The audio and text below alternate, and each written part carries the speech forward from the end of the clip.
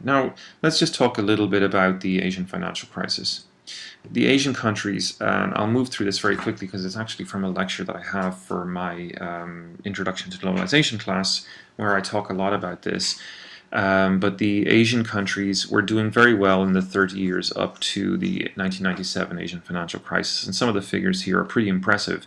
Between 1965 and 1995, Malaysia, Indonesia, and Thailand had average income more than quadruple, and in Korea, average income increased sevenfold. So these countries were certainly doing very well. This, in fact, was one of the most amazing stories. In 1993, The Economist magazine reported that it is now likelier than not that the most momentous public event in the lifetime of anyone reading this, The Economist magazine, will turn out to have been the modernization of Asia. So it's obviously something that has really benefited people in Asia up to that point. But was it true? Was this Asian economic miracle based in fact, or was it based in a fraud? That is the question and the debate that took place in 1997, 1998, as people pondered what was coming next. Because after these 30 years of tremendous success in the late 1990s, we had a tremendous financial crisis break out, and the Asian countries suddenly became very, very fragile, and their currencies started to depreciate. The context for this was that, of course, the US dollar was going up, so that the debt that these countries and their corporations, primarily the debt that their corporations was holding, was going to be more expensive for them to pay back. We had a stagnant Japanese economy. In fact, that's a problem that prevails onto this day, which meant that people in Japan were no longer consuming goods and services from many of these Asian countries. And so the region's strong track record and expectations, it seemed, were now running on rough seas. So where was the cash that had been flowing into these countries going to go? The Chinese had devalued their currency in 1994, giving them a bit of an advantage over these Southeast Asian countries. More to the point, the Southeast Asian countries, places like Taiwan especially, had focused heavily in semiconductors. So the production of semiconductors had a glut in the late 90s. So their chief exports were going to be hard to find markets for. And so really what happened here was a question: was the Asian miracle running out of steam, or was it the case that the investors that had plowed money into the region, expecting great returns throughout the 90s and into the next millennia, was it the case that they had in fact pegged their currencies to these that they had bet the farm on these Asian currencies unrealistically? And so there's two very different narratives that emerge out of this, okay? But you should know, as part of the context of this, that there was a lot of Western investment into these countries. They really had believed that these countries were going to keep going and going. And as a result of that, Western investment firms had, bought up apartment blocks in Bangkok, in other major cities in Southeast Asia, and so there was a kind of a property bubble. Now these people were not investing in these apartment buildings in order to live with them. They were investing in them because the price was going up, and they expected the price to keep going up. And the question is, how realistic was that? Now it's important to notice that the bubble that we're talking about was financed by short-term debt. That is, people had sort of financed these purchases of these apartment buildings with money from back home, believing that they would be able to repay them next year once the property they had bought had increased in price, and the difference, of course, would be their profit. And so that whenever you see that, that's usually an indication of a price bubble. And that means that people were not basing their expectations of the economy on what was realistically of value in the economy. They were basing their expectations of the economy on the behavior of the prices of the goods and services, not on the actual goods and services themselves. Now, to sort of cover this very, very quickly, because we don't have an awful lot of time here, the two interpretations that I was talking about. The first interpretation was that basically the Asian miracle was a complete fraud, and you see Stiglitz discuss this in the chapter in his book, that you have 5 factors to contend with. These are not the factors as he lists them, but these are factors that I've listed in my own work on this from my master's degree. So, but these are all from the official IMF and World Bank documents at the time. That there was cronyism. That is to say that the large emerging corporations, like they're called chaebol in Korea, that they were, these large Korean firms, for example, were kind of overly protected by the government and had undue influence on government policy, meaning that the government was not really behaving in order to serve the interests of the market, but rather was kind of being a protector of last resort for these Korean firms. The other factors was that there was excessively risky investment of overseas investors. We've discussed that. We've also discussed that the peg, well, we haven't actually discussed this, but I sort of implied it earlier on in my little hiccup when I said peg earlier on, that the peg to the US dollar is unsustainable and that it led to bad expectations.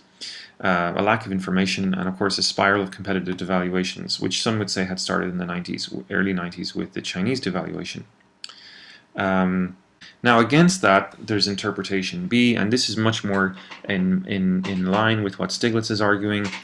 Prime Minister Mohammed Mahathir argued that basically what was going on was that these Western powers had sort of overplayed their hand. They had created a price bubble, and that the relative stability and forward momentum of the development model in the Asian economies was actually quite sound. That actually what was really going on was, as Radlett and Sachs, we've already talked about Jeffrey Sachs, but Steve Radlett and Jeffrey Sachs talked about a euphoric inflow of capital. So they're basically taking up this position that the Asian economies were relatively sound, that what was really going on here was that there was the global financial elites had really wanted a piece of the action, that there was actually quite a good economic situation in these countries, but that the Western financial houses wanted a piece of the Asian action. Robert Wade and I cannot remember the first name of Veneroso, but they made an argument that what had happened here was a forced and incomplete liberalization, that the IMF, the World Trade Organization, had kind of forced these Asian countries to liberalize prematurely, and this is very much in line with Stiglitz's argument that basically the problem was one of forcing these countries to open up their markets, and once they had done so, the Western investors could withdraw out of those markets overnight if they wished, thereby creating a crisis of liquidity on the part of the governments in the area, because they would have to prop up their currencies. With what exactly? You know, that's the main question.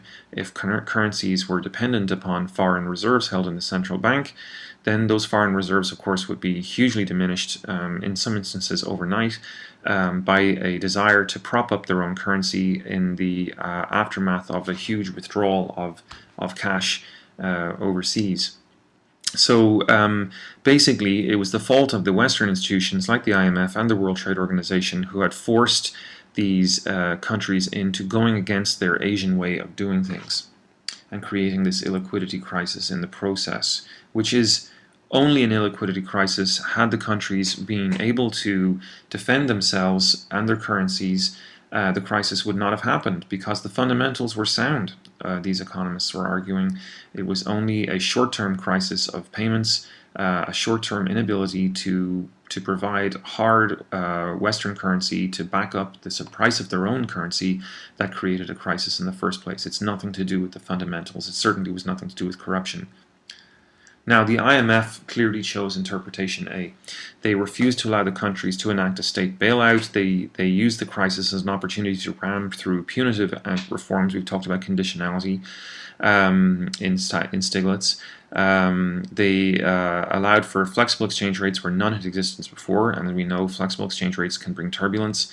and they hiked interest rates to ease pressure on balance of payments. But of course, hiked interest rates mean that people in those countries are going to find it harder to get cash, to ease their predicament, to get loans for paying salaries, that kind of thing. It's all going to be sort of a choker on investment and economic activity. So it's not good to see, and it's not good to have for these countries. What does this tell us about Stiglitz? What does this tell us about Stiglitz's argument? Well, Stiglitz wonders on page 90 of our book, Globalization and its Discontents, that he wondered if these countries' institutions were so rotten, how had they done so well for so long, right? What was the Asian miracle truly a miracle, or was it completely fraudulent? Stiglitz is basically saying that if the IMF was right, then that's really surprising, because so many well-known critics that had been applauding, like the Economist magazine, applauding these Asian countries up to that point, were now suddenly saying that the miracle was a complete fraud. And so what Stiglitz is arguing is, to use his language again, the Washington Consensus, what he's saying is that it may have been too harsh. What the IMF and the World Trade Organization saw as cronyism and corruption was actually a relatively unique Asian way of approaching things. It had been relatively successful. Left to its own devices, it could have still been successful. Why were these institutions trying to impose Western-style economic modalities and behaviors onto these Asian countries when they weren't ready? They didn't have the prosperity, they didn't have the institutional framework, they didn't have the liquidity controls in place to be able to handle it. So how else would Asia have produced such strong growth as a latecomer to the advanced industrial goods market if in fact it was a complete fraud? So the actual crisis, therefore, at the end of the day, was caused by inappropriate and inconceived reforms forced by the IMF and the World Bank. So that's it for talking about Stiglitz. Hopefully that makes sense. If you got lost in this, just remember to come back to his arguments early on in the book about the post-war optimism and the arguments about people like John Maynard Keynes, and the fact that they were arguing that the government could step in to help and do things to help with the economy, and that smart development policies would be guided by this kind of philosophy and this kind of theory, as opposed to free market type policies that we have today. And you'll see why Stiglitz is so concerned about the impact of these policies for the developing world. Thank you, and I'll see you in class.